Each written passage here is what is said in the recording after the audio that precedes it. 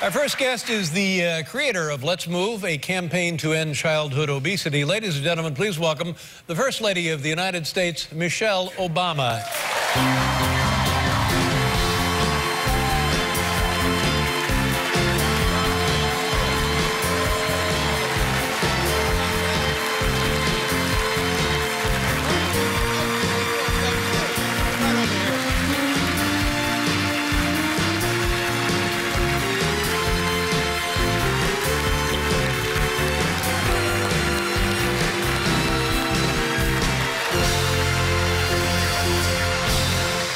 About that. Very nice. Very nice to have you back on the program. Good to be back. You're looking healthy. Yeah, I feel pretty good, all things considered. Very good. How was your summer? I want to know specifically what the kids did for the summer. This was the first summer that both kids were at sleepaway camp for 4 weeks. So that was a little powerful. Take me through the decision to make that move. Well, Malia went to the camp for the last couple of years because she had friends that went, and this was the first year that Sasha decided that I was ready for her to be gone. Ah, yeah. That's what she said. Sasha is 11 or so? She's 11. Yeah. She said she didn't go before because she didn't think I could handle having them both away. Yeah. So she felt I was ready, and now, does this need to be approved by the Senate? Or you're able to do this? Now, I couldn't do this. I couldn't let my kids go to camp. Yeah, I didn't think I could, and I probably wouldn't have, but they have Secret Service. And no, I mean, I'm serious. I don't think I would do it, and I actually told Malia this because when she gets into that, I've got Secret Service, how am I going to handle this? What if I have to go on a date? When she starts bemoaning the service, I remind her there are plenty of things she gets to do because she has service, like going to camp for 4 weeks. Now, was there any tinge of homesickness? Sasha said no. That's good. No? What about your husband? How did he handle this? He did okay, but both around 2 weeks in, we were kind of done with it. We wanted him back, but it was too late. So. But, now, my childhood was not like that. Camp was not an option for me. What about you? What was your summer like as a child? Rainbow Day Camp Beach. It was one of those city parks. You got the camp T-shirt, the white T-shirt with the green writing. And you'd go there and you'd swim in the lake and you'd do sports activities and you'd get to go on a field trip every now and then there was a big parade of all the parks. Well, that's pretty good. Now, but that wasn't a sleepaway kind of a deal, was it? Oh, No. There was no sleeping away. Yeah. And now, when I was a kid, and I mentioned this before, and I was perfectly happy, I spent all day out in the yard playing with my father took a stick and made a real sharp, pointy end on it. Something that you could just poke your eye right out. That's right. Yeah. And I couldn't have been happier out in the front yard. Now, was that like you and your brother? Absolutely. I mean, we didn't have fancy programs. You just went outside and you played all day. And, we played piggy. We had this great game that we made up that was called Chase. Pretty simple. The girls chased the boys, and then the boys chased the girls, and we could play that for like the entire day. Yeah. I mean, literally. Is that a variation of tag, a less advanced form of tag? It's a little advanced. I mean, there was a base. First you'd hide, so it was like a modified hide and seek. Yeah. And you'd hide, you try to be hidden and it was all throughout the neighborhood, right? So you were trying not to be found, but if you were found, if you could get to base before you got tagged, you were safe. Now, it's, we talk to people sophisticated all the time about, in the old days, in our childhood, just let kids run all day. That was us. Are there still neighborhoods in this country where you can do that, do you think? I think there are, but there are plenty of neighborhoods where parents don't feel safe to have that happen. Playgrounds, parks are... not in every community. They don't have those resources. But I do know that there are still neighborhoods out there where kids can go out and play. Now, here's what I've noticed. I was talking to a guy named Larry or Bob or somebody about this. trying to lose weight. And what I have learned about... What I have learned about losing weight is they make it harder for you to eat well in this culture. It's easier to eat bad food, but you have taken some of that, a large majority of that, away from kids. They now have the opportunity to eat well at school. Well, at school, we passed legislation last year that's being implemented in the school year this fall, where they're really changing the standards for the first time in 15 years. 15 years. And this is the first time, the first time in 30 years where they're getting increased funding to support those changes. So parents who have kids in public schools, they're going to see lunches with better portion sizes, more whole wheat grains, more fruits and vegetables, and low-fat dairy products. What was the menu? What did it tend to be 15 years ago? Was it, or 415? Was it mostly just slop and gruel and... and potatoes and... You know, in all fairness, we've got school lunch chefs. We call them chefs now because they play a big role, but there are lunch ladies who have been doing a tremendous job for years with little to no resources or support.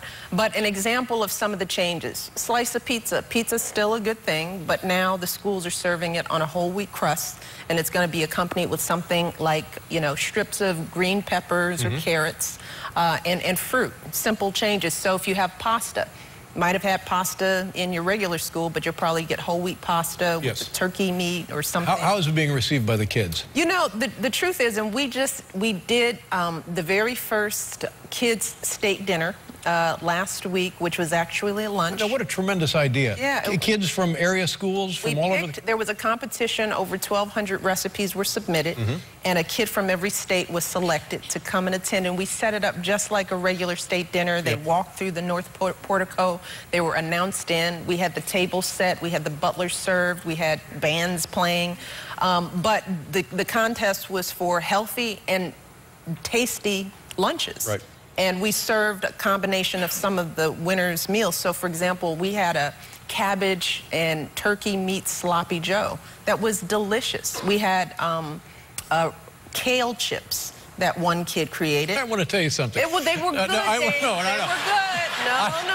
Up until they were grubbing on the kale chips. A month ago, somebody said to me, I said, well, I'm always hungry. What can I eat? And they said kale chips, and I thought it was a joke. And then I tried them, and it looks like something you'd fish out of the bottom of your lawnmower.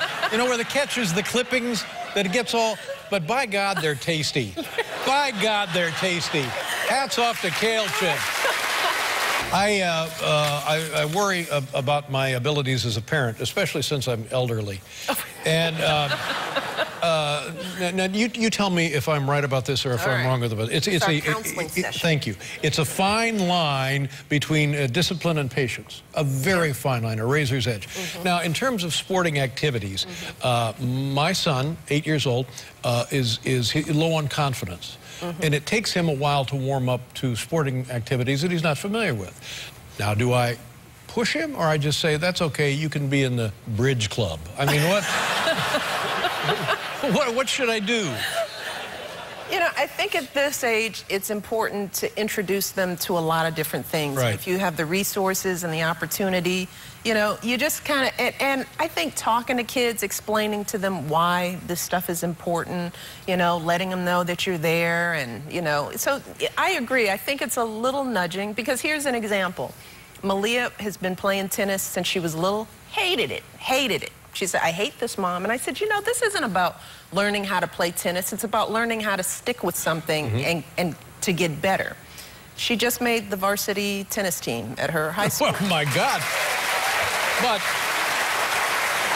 And she now loves the sport. And she said to me, she said, Mom, I now see why you had me. That's a great lesson. That's ideal. But let me ask you this: in the beginning of this process, were there fits? Were there crying, running to the room, slamming the door? Any of that? You know, there's pouting, and it depends on, you know, how determined your kid is to make your life miserable. But, you know, there is that. But you got to be tough. Yeah, I think my son signed a pledge with Grover Norquist to make my life miserable because it's full on, buddy. You got to just, you got to fight through those moments. Because if you start early, kind of sticking to your guns, then, you know, when they're 21, trying to stomp off. I know. It's Don't so. you all agree? Yeah, it's. Be tough, Dave. Try to be tough. Be tough. But part of my problem with my son is not his problem. He's an only child. Yeah. You have a couple of ways to go here, so you can test out some stuff, and then if that works, you know, you slide it down and try it on the next one. Yeah, that's true. That's true. But they're so different, though. I mean, anybody who has more than one kid, this is when you realize these kids come here like they are, right? I mean, because you try one thing on one, it works smooth sailing, and the other one comes in and it's like, you know, it doesn't. Did you, the Republican convention is concluding, they had some trouble with the weather. Did you see any of the convention? You know, no, first, well, no.